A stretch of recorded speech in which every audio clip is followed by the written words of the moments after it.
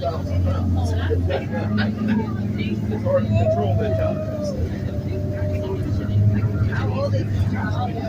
This is a 2000 version of a Thomas and Cummins engine.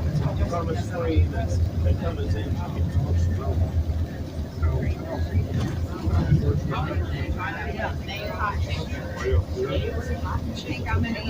No, you're not.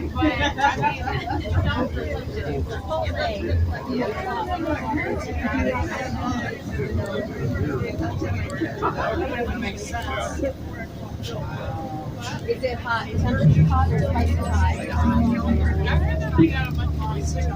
They say on Saddle Creek, which we were just on, there was a fellow that was in his wagon, and if you've ever been in a wagon, a covered wagon, you know that they're not very big, right?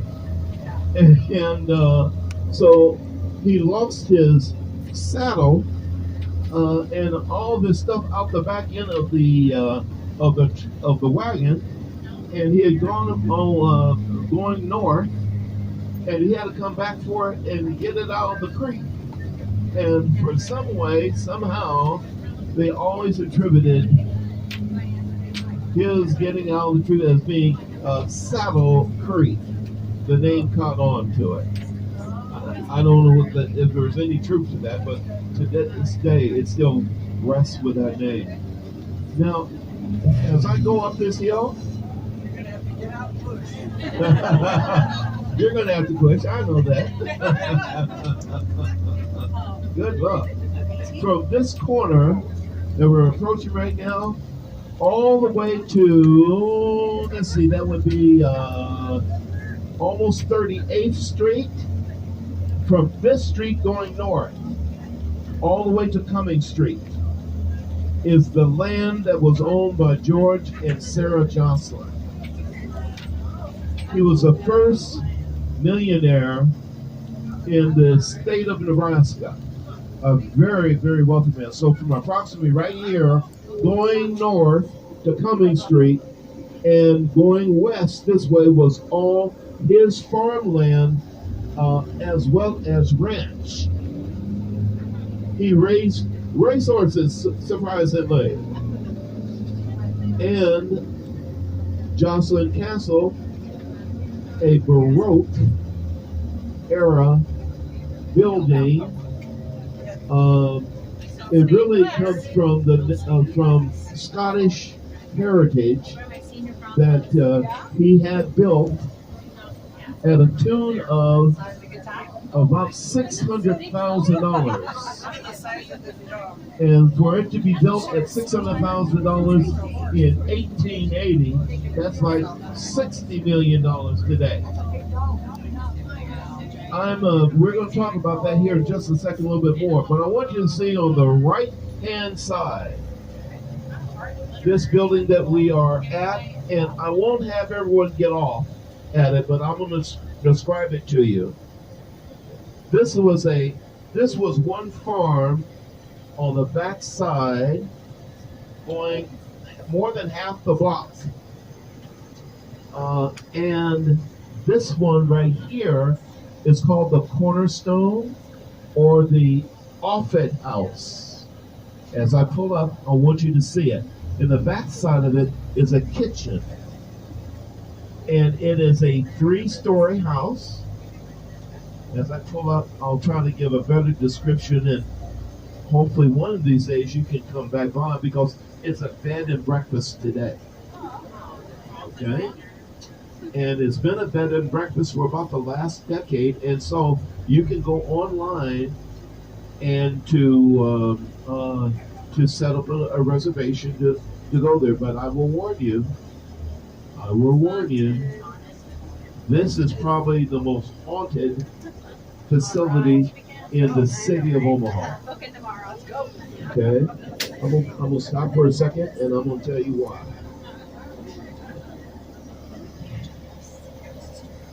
There was a couple that built this home. Hold on a second. Let me find. I have some extra notes that I want to share.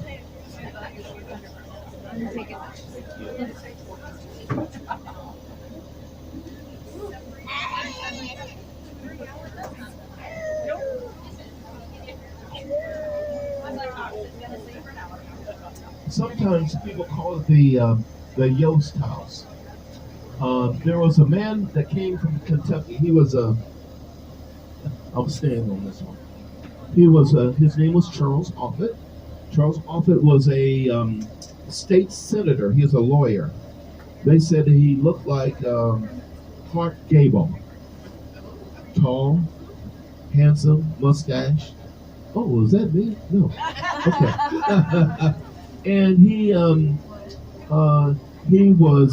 came to Omaha by way of being recruited and was a part of the George Jocelyn business.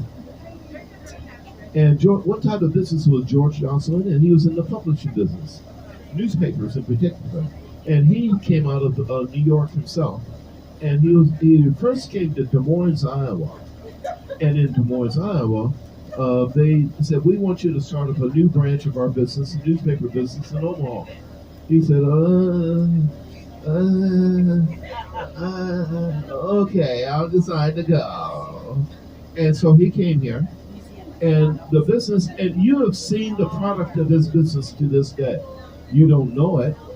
Have you ever seen the inserts in the newspapers, like on Sundays? The advertising pieces? Well, that's an original George Jocelyn creation. He had bought up the shares of this small little enterprise in Omaha because the people back in Chicago and Des Moines didn't think it was going to work. But he built up the newspaper, and he did these inserts in which the local newspapers could report their local news in the farming communities and that type of thing, but would have his inserts shipped to him by way of the railroad so that they could use it anytime. And you have seen it as a product today.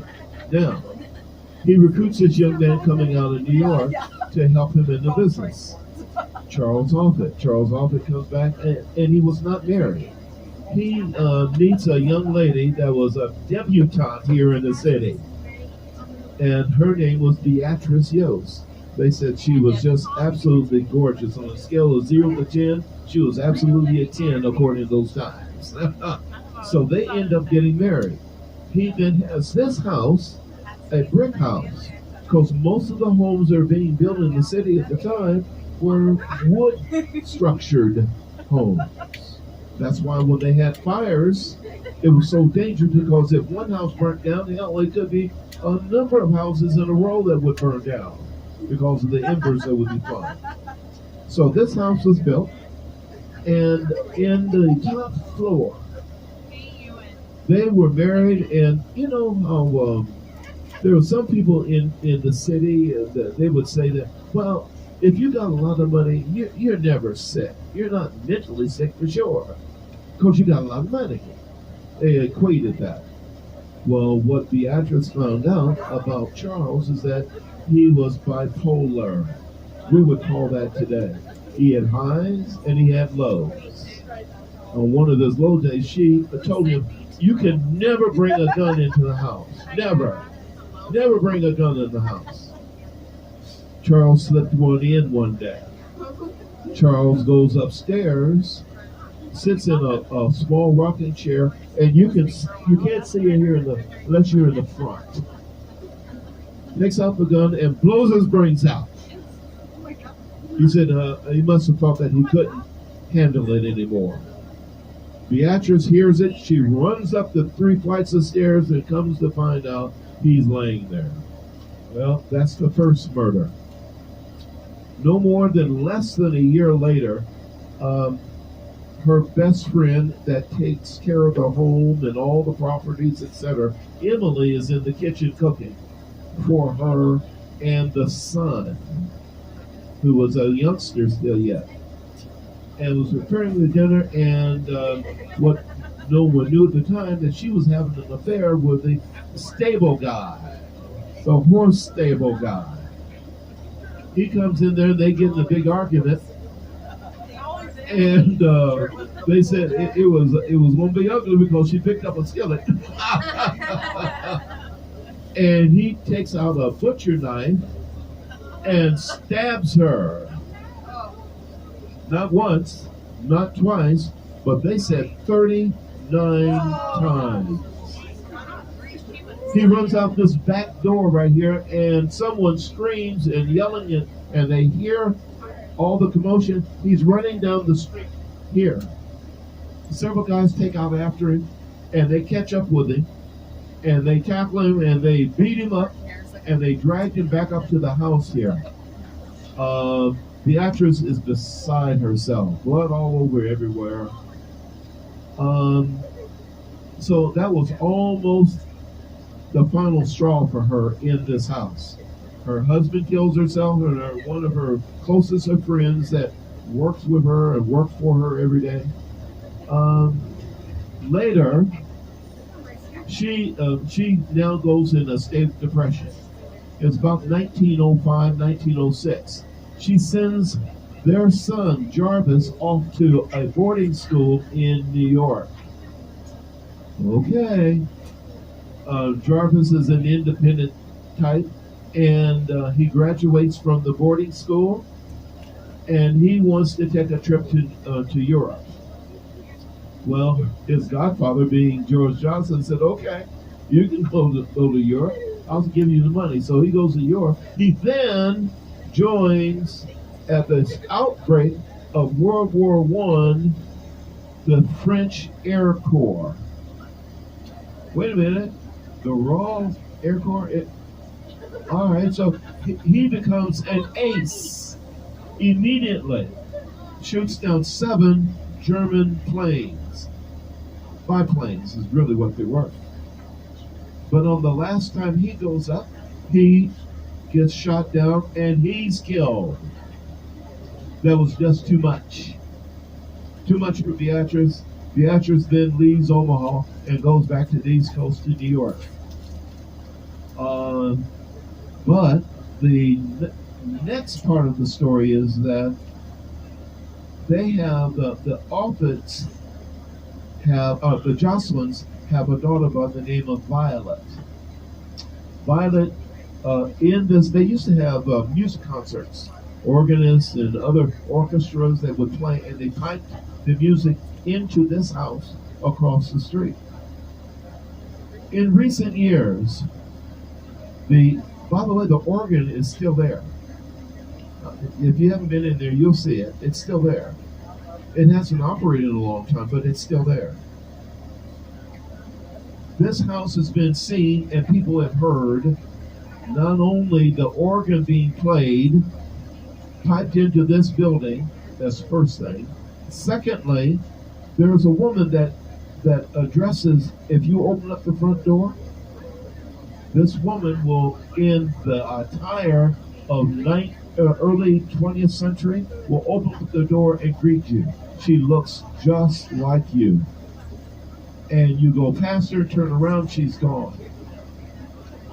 Oh, wait a minute. Who is that? Well, it wasn't Violet, but it was Beatrice. You'll come into the house, and I have been in there, and I've got short hair. I won't take off my hat right now.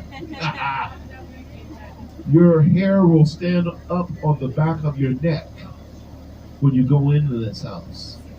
And you will feel heat and cold off and on you, because the front door, when you go through the front door, is like a sitting room. You go to the middle part, is like a dining room. And the bedrooms are upstairs, and you have to go through a winding stair to get up to the upper stairs on top. All of a sudden you'll hear dishes, you'll hear something falling off the shelf in the kitchen. You go downstairs, guess what's on the floor? Dishes. Well, who did that? There was no one here. So the people tell us that when they stay there overnight, they can't stay there because of strange happenings. But the final straw, there's a young man that then walks up during evenings this street in a brown leather long coat with a scarf around his neck, and he says, "That's my home. You need to go." And he will tell you that, and I know of one person that told me this was the case.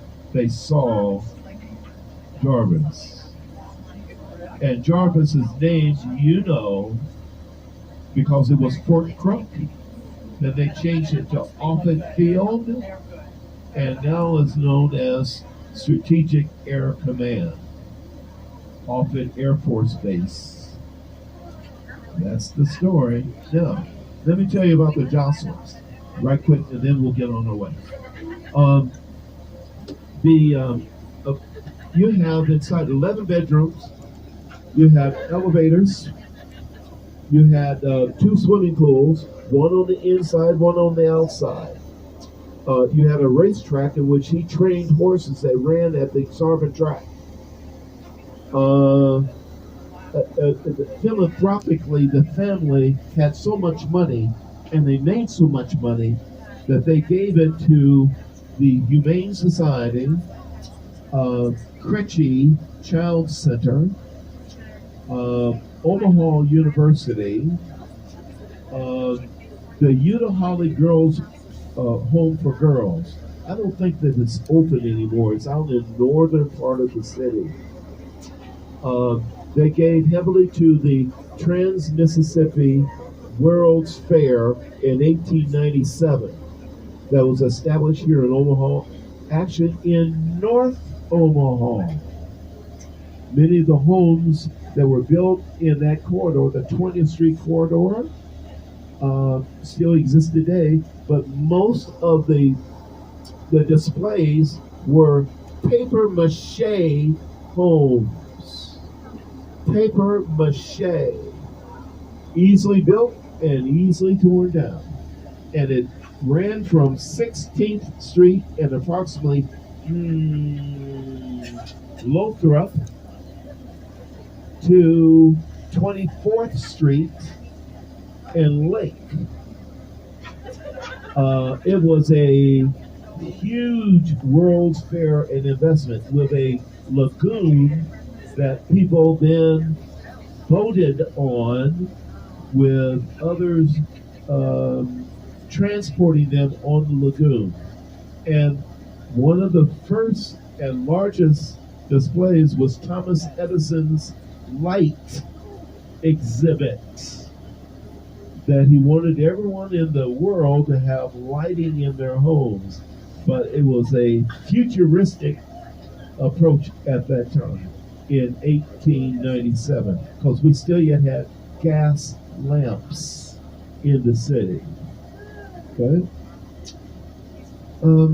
The Jocelyn's were in 1931, after George Jocelyn had died in 1931, she broke ground on a new museum that she wanted to display to the rest of the world, and capture all those types of artifacts that would just feed generations forever. And so she spent, they said, $6 million. 1931, what was going on in 1931? Depression. There was no money. What are you talking about? And she had $6 million to spend? That was a very wealthy woman. And so she established, and it was finally completed and built in 7 years thereafter. 1938, it was completed and opened for the first time. I'm tired. Let me. I'm gonna take you directly to, I think, Prospect Hill. There's some other stuff I need to tell you about, but I won't shortchange you because I got more to tell you. All right.